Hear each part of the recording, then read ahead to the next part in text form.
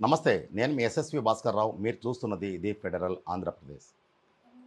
అమ్మా నాన్నల ముద్దుల పంట 6 ఏళ్ల బాలుడు. రోజులాగే నవ్వుతూ బడికి వెళ్ళాడు. కానీ సాయంత్రానికి శవమై తిరిగి వచ్చాడు. ఓ తల్లికి గర్భశోకం మిగిల్చిన ఈ విషాద సంఘటన విశాఖపట్టణం ప్రజలను నివ్వెరపోయేలా చేసింది. సమాజాన్ని దిగ్భ్రాంతికి గురిచేసింది. ఈ సంఘటన మొదటిది కాదు, చివరిది కాదు. తాజాగా చోటు చేసుకున్న ఈ సంఘటన నేపథ్యం చూస్తే ఎవరికైనా ఆశ్చర్యం వేయక మానదు, ఆగ్రహం కూడా రాక తప్పదు. కేవలం హోంవర్క్ చేయలేదనే కారణంతో టీచర్ మందలించడం, ఆనక ఆ బాలుడిపై చేయి చేసుకోవడంతో ఏడ్చి ఏడ్చి సొమ్మసిల్లి ప్రాణాలు వదిలిన విషాద సంఘటన. ఈ సంఘటనతో ప్రైవేటు పాఠశాల విద్యపైనే అనేక నీలినేడులు కమ్ముకున్నాయి. ఇదే సందర్భంలో విద్యార్థుల తల్లిదండ్రుల బాధ్యతను కూడా గుర్తు చేస్తున్నాయి. ఈ సంఘటన పూర్తి వివరాల్లోకి వెళితే అనేక విషాద ఘటనలు, అక్కడ జరిగిన పరిణామం ఎలా ఉంటుంది, ఎలా ఉందనేది కూడా దిగ్భ్రాంతికి గురి చేస్తుంది. ఆ వివరాలేంటో ఈ వీడియోలో ఒకసారి పరిశీలిద్దాం.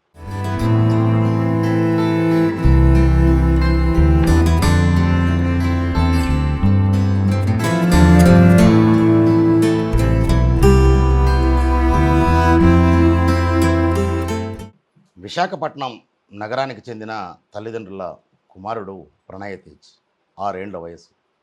యథావిధిగానే గురువారం కూడా బడికి వెళ్ళాడు. హోంవర్క్ చేయలేదనే కారణంతో టీచర్ గట్టిగా మందలించడమే కాదు, చెంపపై కొట్టడంతో సొమ్మసిల్లి ఆమె ఒడిలోనే పడిపోయాడు. కాసేపటికి తేరుకున్న పాఠశాల యాజమాన్యం సిబ్బంది ఆ బాలుడిని ఆసుపత్రికి తరలించే సమయానికే పరీక్షించిన వైద్యులు అప్పటికే ప్రణయ్ తేజ్ ప్రాణాలు విడిచారనే విషయాన్ని చెప్పడంతో తీవ్ర ఆందోళనకు గురయ్యారు. ఈ సమాచారం అందుకున్న ప్రణయ్ తేజ్ తల్లిదండ్రులు బోరున విలిపిస్తూ తన కడుపు కోతను కన్నీటి రూపంలో వ్యక్తం చేస్తూ ప్రణయ్ తేజ్ తల్లి కేజీహెచ్ ఆసుపత్రి వద్ద తల్లడిల్లిపోయారు. కేవలం హోంవర్క్ రాయలేదన్న ఒక్క కారణంతో ఒక ఉపాధ్యాయుడి ఆగ్రహానికి ఆ పసి ప్రాణం బలైంది. చెంపపై కొట్టిగా కొట్టడం, బెదిరించడంతో తీవ్ర భయాందోళనకు గురైన 6 ఏళ్ల ప్రణయ్ తేజ్ క్లాస్ రూమ్లోనే కుప్పకూలిపోయాడు. ఏడ్చి ఏడ్చి సొమసిల్లిన ఆ పసివాడి గుండె ఆగింది. బడికి పంపిన బిడ్డ ఆసుపత్రి మార్చరీలో శవమై కనిపిస్తే ఆ తల్లిదండ్రుల గుండెకోతను ఆర్పేదెవరు? ఈ సంఘటనతో విశాఖ నగరం ఒక్కసారిగా ఉలిక్కి పడింది. ప్రైవేటు స్కూల్లో జరిగిన ఈ సంఘటన ఓ తల్లికి కడుపు కోత మిగిల్చింది. కారణం చిన్నదే, హోంవర్క్ రాయకపోవడమే. ఆ పసిబాలుడు చేసిన తప్పుగా ఆ టీచర్ భావించారు. టీచర్ మందలించడంతో అప్పటికే గజగజలాడుతున్న ఆ బాలుడిని అంతటితో వదలలేదు. పలక లాక్కుంది. టై బెల్ట్ తీసి చొక్కా బొత్తాలు కూడా విప్పేశారనేది ఆరోపణ. దీంతో మరింత బిక్క చచ్చిపోయిన 6 ఏళ్ల బాలుడు ప్రణయ్ తేజ్ కుప్పకూలాడు. ఏడ్చి ఏడ్చి సొమ్మసిల్ల బాలుడిని స్కూల్ సిబ్బంది ఆసుపత్రికి తరలించారు. ప్రణయ్ తేజ్ అప్పటికే మరణించాడని పరీక్షించిన డాక్టర్లు నిర్ధారించారు. బాలుడి మృతదేహాన్ని కేజీహెచ్ మార్చురీకి తరలించిన సమాచారం అందుకున్న అతని తల్లిదండ్రులు, బంధువులు భారీగా ఆసుపత్రి వద్దకు చేరుకొని ఆందోళనకు దిగారు. ఇదిలా ఉంటే తరగతి గదిలో జరిగిన ఆ వీడియోలు సీసీటీవీలో కూడా రికార్డ్ అయ్యాయి. అందులో టీచర్ విద్యార్థుల నోట్స్ చెక్ చేస్తున్నట్లు కనిపిస్తుంది. అప్పటికే ఏడుస్తున్న ప్రణయ్ తేజ్ టీచర్ వద్దకు వచ్చేసరికి ఏడుస్తున్నట్లు కనిపిస్తున్నాడు. గట్టిగా చెంపపై కొట్టడంతో ఆ బాలుడు టీచర్ మీదే పడిపోయినట్లు సీసీటీవీ ఫుటేజ్, వీడియోలు సోషల్ మీడియాలో వైరల్ అవుతున్నాయి. ఈ సంఘటన ఎలాంటి పాఠం నేర్పుతుంది? పసి వయసులో ఆడుతూ పాడుతూ పలకా బలపం పట్టాల్సిన చేతులకు బండెడు పుస్తకాలు ఇస్తున్నది ఎవరు? ఇంగ్లీష్ చదువుల మోజులో భారమైన భరిస్తున్న తల్లిదండ్రులదా, లేక వేలకు వేలు ఫీజులు తీసుకుని ఆటపాటలకు స్వస్తి చెప్పి చదువుల పేరుతో మానస వికలాంగులుగా మారుస్తున్న ప్రైవేటు యాజమాన్యులదా? ఇది తెలిసి కూడా ఇప్పటికే జరిగిన అనేక సంఘటనలతో నేర్చుకున్న పాఠాలు ఏమిటి అనే ప్రశ్నలు కూడా తెర మీదికి వచ్చాయి. మొత్తానికి తల్లిదండ్రుల ఆశ ఒకటే, పిల్లలను ఉన్నతులుగా తీర్చిదిద్దాలనేది. దీనికోసం ఎంత భారమైనా భరిస్తున్నారు. ఆ భారం భరించి వేలకు వేలు ఫీజులు చెల్లించి ప్రైవేటు బడులకు పంపిస్తే అక్కడ మానసిక వికాసానికి తోడ్పాటు అందించే క్రీడలకు దూరం పెడుతున్న పాఠశాలల యాజమాన్యాలు చదువుల నెపం పేరుతో బండెడు హోంవర్క్ ఇవ్వడం, అలాగే వారికి పాఠాలు మినహా సమాజం పైన అవగాహన కలిగించే విషయాలు చెప్పకపోవడం, శారీరక దారుఢ్యానికి క్రీడల్లో ప్రోత్సాహాలు ఇవ్వని కొన్ని పాఠశాలల యాజమాన్యాలు చేస్తున్న తీరు ఇది పాఠశాలల తప్పిదమా లేక విద్యార్థుల తల్లిదండ్రుల తప్పిదమా?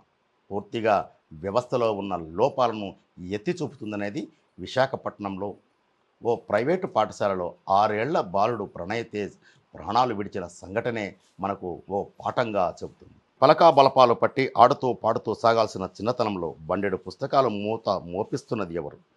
కార్పొరేట్ వ్యామోహంలో ర్యాంకులు ఫీజుల వేటలో పసిపిల్లల చిన్నతనాన్ని బలి తీసుకుంటున్న ప్రైవేటు యాజమాన్యాలది తప్పు కాదా? ఇంగ్లీష్ మీడియం మోజులో భారమైనా సరే సమాజంలో హోదా కోసం పిల్లలపై చదువులపై ఒత్తిడి తెస్తున్న తల్లిదండ్రులదా? అంటే విద్యాబుద్ధులు నేర్పాల్సిన బడిని భయపెట్టి శిక్షణా శిబిరంగా మార్చేస్తున్న ఉపాధ్యాయులదా? ఎవరి తప్పు ఉందనేది ఒకసారి అంతర్లీనంగా పరిశీలిస్తే అందరూ బాధ్యతతో కూడిన విద్యను బోధించాల్సిన అవసరాన్ని, పసి మనసులను చెరిపివేయకుండా వారికి మానసిక వికాసానికి బీజాలు వేయాల్సిన పాఠశాలలు ఇలా మారుకుపోతున్నాయనే సంఘటనలు అనేకం గతంలో జరిగాయి. చదువుల పేరుతో పిల్లలను మానసిక వికలాంగులుగా భయస్థులుగా మారుస్తున్న ఈ సిస్టంలో మార్పు ఎప్పుడు వస్తుందనే ప్రశ్నగానే మిగిలిపోతుంది. గతంలో అనేక సంఘటనలు ఇలాగే జరిగాయి. వాటిని చూసి కూడా పాఠాలు నేర్చుకున్న సందర్భాలు కనిపించడం లేదు. పాఠశాలల్లో భౌతిక శిక్షలు నిషేధించబడి ఏళ్లు గడుస్తున్నా ఈ తరహా ఘటనలు పునరావృతమవుతూనే ఉన్నాయి. గతంలో జరిగిన ఎన్నో విషాదాల నుంచి మనం నేర్చుకున్న పాఠాలు ఏమిటి అనేది కూడా ప్రశ్నించుకోవాల్సిన సందర్భం ఇది.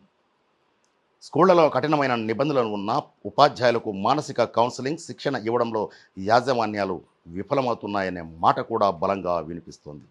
వేలకు వేలు ఫీజులు గుంజడంపై ఉన్న శ్రద్ధ పిల్లల భద్రత, మానసిక వికాసంపై ప్రైవేటు సంస్థలకు ఉండడం లేదనే ఆరోపణలు కూడా అంతే బలంగా ఉన్నాయి. హోంవర్క్ చేయకపోతే ప్రాణాలు తీసేంత క్రూరత్వం విద్యా వ్యవస్థలోకి ఎలా వచ్చింది? 6 ఏళ్ల పసివాడి మరణం కేవలం ఒక ఉపాధ్యాయుల తప్పు మాత్రమే కాదు, ఈ సమాజపు చదువుల ఒత్తిడికి నిదర్శనం. ఇప్పటికైనా తల్లిదండ్రులు, విద్యాశాఖ, సమాజం మేల్కొనాలి. మార్కుల కంటే బిడ్డల ప్రాణం, వాడి నవ్వు ముఖ్యమని గుర్తించాలి. లేకపోతే రేపొక ప్రణయ్ తేజ్ క్రూరత్వాన్ని బలికాక తప్పదు అనే విశాఖపట్నంలో చోటు చేసుకున్న విషాద ఘటన మనకు ఓ పాఠంగా గుర్తు చేస్తుంది. ఇది విశాఖపట్నంలో చోటు చేసుకున్న విషాద ఘటన. ఈ ఘటనపై ఇప్పటికే పోలీసులు కేసు దర్యాప్తు చేస్తుంటే తదుపరి పరిణామాలు ఎలా ఉంటాయనేది లోతుపాతుల్లోకి వెళ్లే ముందు ఇప్పటికైనా సరే విద్యా వ్యవస్థలో కఠిన నిబంధనలను అమలు చేయడం ద్వారా, దానికంటే ముందు విద్యార్థులు, తల్లిదండ్రులు కూడా బాధ్యతాయుతంగా పిల్లలపై మానసిక ఒత్తిడి పెంచకుండా వారి మానసిక వికాసానికి క్రీడల్లో పసి వయసులో ఆడుతూ పాడుతూ గడపాల్సిన సందర్భంలో పలకా బల్పం పట్టాల్సిన చేతులు బండెడు పుస్తకాలు మోయకుండా భారం తగ్గించాల్సిన అవసరాన్ని, విద్యా వ్యవస్థలో ఉన్న లోపాలను, అదే సందర్భంలో అందరి బాధ్యతలను గుర్తు చేస్తుంది. మరి ప్రణయ్ తేజ్ ఘటన ఎలాంటి పాఠం నేర్పుతుంది, ఎలాంటి సంస్కరణలు తీసుకువస్తుందనేది వేచి చూద్దాం. SSV Bhaskar Rao, federal correspondent, Tirupati.